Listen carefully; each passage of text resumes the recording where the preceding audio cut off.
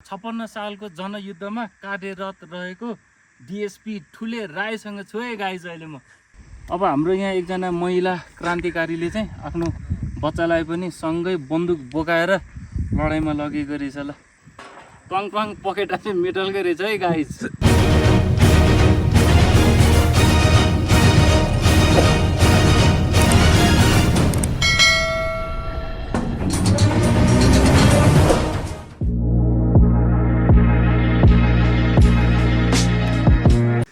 Hello guys, welcome back to my YouTube channel रेन्जो।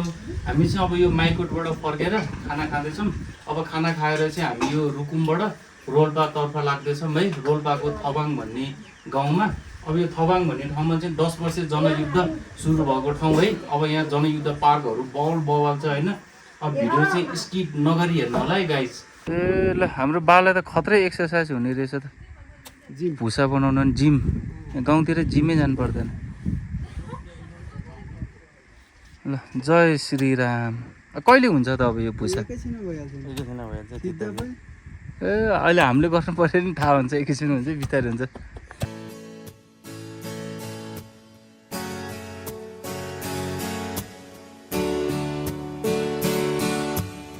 ल अब खाना खाएर निस्किँदा प्याकिङ स्याकिङ यताउता गर्दा बेलुकाको 5:30 बज्यो। अब अहिले चाहिँ हामी यो पुथा उत्तर गङ्गाको खोला तर्दैछौँ है। अब यहाँबाट थवाङ त्यस्तै 4 घन्टा जतिमा मजाले पुगिन्छ अरे भनेर दाइहरूले भन्दै हुनुहुन्थ्यो। अब यो रुकुम माथि भयो, रोल्पा अलिकति तलतिर छ है। अब मजाले हामी लाग्दैछौँ। पानी एउटा नपर्दै चाहिँ अलिक सजिलो हुन्थ्यो। ल अब यो काँक्रीबाट यहाँसम्म मजाले गाडी आउँछ है गाई। 600 रुपियाँ भाडा लिँदो रहेछ है। अब यहाँबाट काँक्री गए पनि त्यही 600 रुपियाँ भाडा हो। बाटो चाहिँ अब यहाँबाट 2 ठाउँमा चाहिँ अलिक डेन्जरै खालको उकालो छ। अस्ति आउँदा यस्तो तल झर्दै चिप्लेला जस्तो भएको थियो। अब माथि जाँदा पो कसरी जाने भइरहेछ होइन। धन्न पानी परेको छैन छन त। टक्सेरामा अब 1 बास बसियो अनि 3 छा खाना खाइयो। अब फर्किने बेलामा उहाँ दिदीलाई दिदी हाम्रो कति भयो भनेर भनेको। उहाँहरू त अब पैसा पर्दैन भनेर भन्नुहुन्छ है। अब अलिअलि भयो नि लिनु भनेको होइन, पैसै पर्दैन, हामीले पैसै लिनु गरेको छैन होमस्टेहरूमा भनेर भन्छ बा। अब मैले चाहिँ के सोचेको छु भने अब पुरै पैसा नले पनि अलिअलि हजुरहरूले बुझेर दिनु भनेर भन्नुहुन्छ होला भन्डानेको है। पैसै लिनु भएन अनि अलिअलि हामीले आफै यसो बुझेर उहाँलाई मर्का नपर्ने गरेर दिएर आयौँ ल। यस्तो अचम्म ल। अब उकालो पनि जसो तसो गइरहेछ भनौँ न, पानी नपरेको हुनाले। यहाँ त मान्छे नि पुरा यसरी जान्छन् है माथि।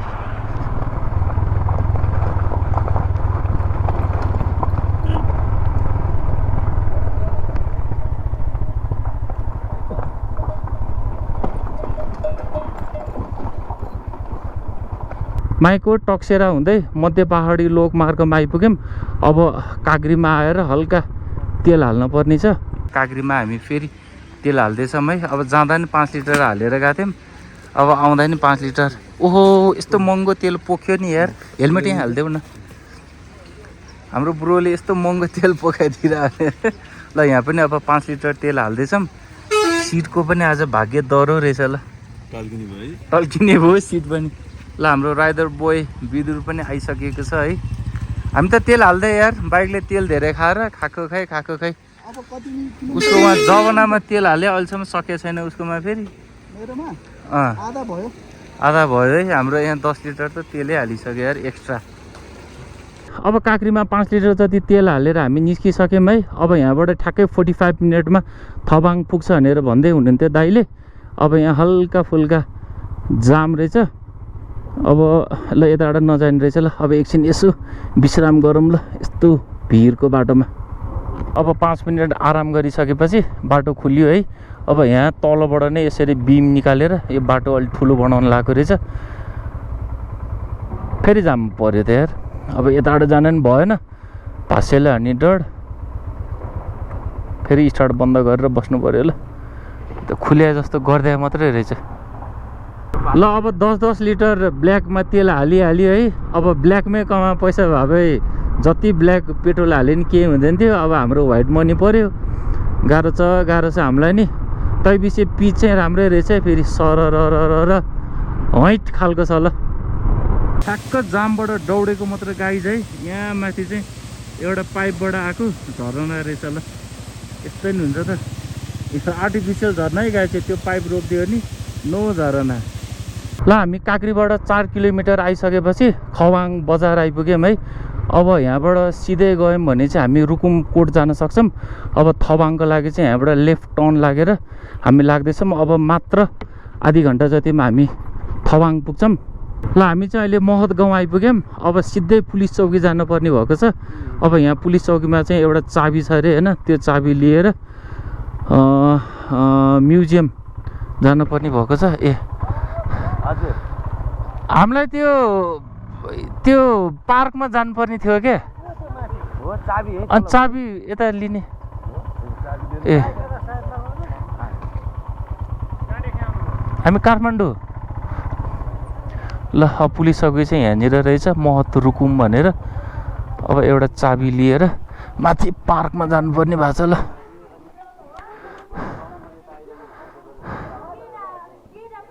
त्यो पार्कको नाम के हो सर हजुर रुकुम पूर्वै रहेछ अझै हामी रुकुममै रहेछ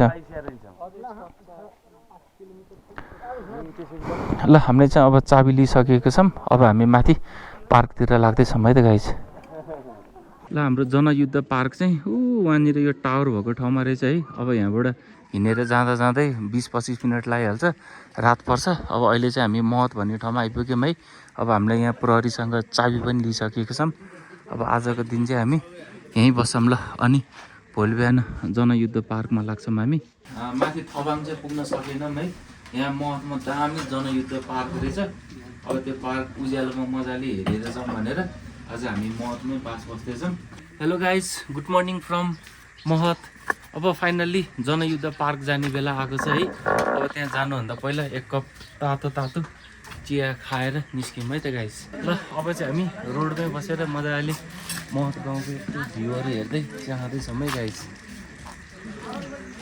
अहिले चाहिँ बिहानको 8 बज्यो अब यहाँबाट घोराइ जानको लागि रेडी भइसकेको छ है गाइस गाडी अब माथि पार्कको चाबी लिइसकेको छौँ हामीले अब यो महतबाट चाहिँ यतापट्टि लाग्यौँ भने चाहिँ लवाङ र थवाङ अनि रुकुम कोटको लागि चाहिँ सिधै उता जान सकिन्छ अब पार्क चाहिँ त्यहाँ माथि डाँडामा छ गाइस ल यो पार्क जाँदै गर्दा माथिबाट देखेको महत गाउँको भिलेज है गाइस फाइनली गाइस 10-15 मिनटको हाइक पछि हामी चाहिँ जनयुद्ध पार्क आइपुग्यौँ है अब यहाँ चाहिँ शहीदहरूको शालिग बनाएको छ अब चट्ट पुलिस चौकीबाट चाबी लिएर आएको थियौँ अब यहाँको उद्घाटन गर्दैछौँ हामीले ल चाबीलाई चाहिँ यहीँ झुन्डाइदिउँ अब भित्र प्रवेश गऱ्यौँ है अब महत गाउँको सानो झलकहरू यहाँ पनि देखाएको छ अब यसो अरू पनि के छ एकचोटि हेरौँ है त गाइस यो जनयुद्ध पार्कभित्र चाहिँ अब माओवादीहरूको स्ट्याचु रहेछ है अब यति मध्येमा अब धेरैजना चाहिँ शहीद भइसक्यो होला है अब उहाँहरू चाहिँ यो तलको चौकीमा चाहिँ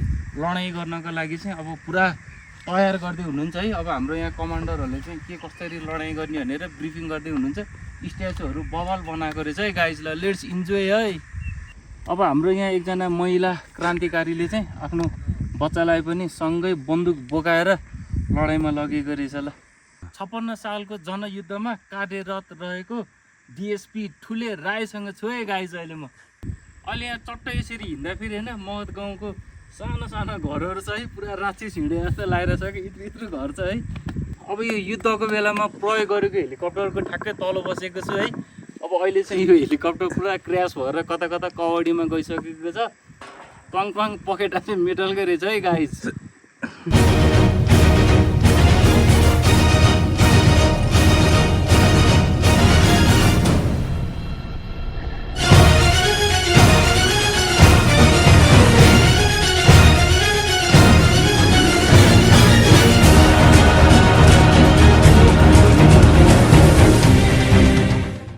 अब यहाँ पछाडिको यो चित्रले चाहिँ होइन माओवादीले यो महत गाउँमा चाहिँ विजय प्राप्त गरिसकेपछि ठुले राईलाई चाहिँ कब्जामा लिएको थियो अब दुईजनाको सम्झौता गरेर ठुले राई र देव गुरुङको चाहिँ एक्सचेन्ज गरेको भनेर यहाँ चित्रले एक्सप्लेन गरेको छ है गाइस अब मजाले युद्ध पार्क घुमियो होइन गाइस अब यहाँ ह्यान्डसेक गरेर अब यहाँबाट चाहिँ हामी लाग्दैछौँ है तल महतमा गएर खाना खाएर हामी थवाङ दौडिहाल्नु पर्ने भएको छ है गाइस अब अहिले चाहिँ 11 बन्द लागिसक्यो बिहानको ल गाइस माथि जनयुद्ध पार्कबाट हामी चाहिँ तल होटेल आइपुग्यौँ है अब यहाँ महतमा चाहिँ हामीले ड्रोन उडाउन पाएनौँ हाम्रो पुलिसहरूलाई सोधेको अनुमति दिनु भएन, सोध्दै नसोधी उडाको उडै हुने। हामी चाहिँ अहिले एसएसटी होटेलमा खाना खाँदैछौँ है। अब हाम्रो यो महतको जनयुद्धको पाँचको भिडियोको चाहिँ यहीँ इन गर्दैछौँ है त गाइस। बाई।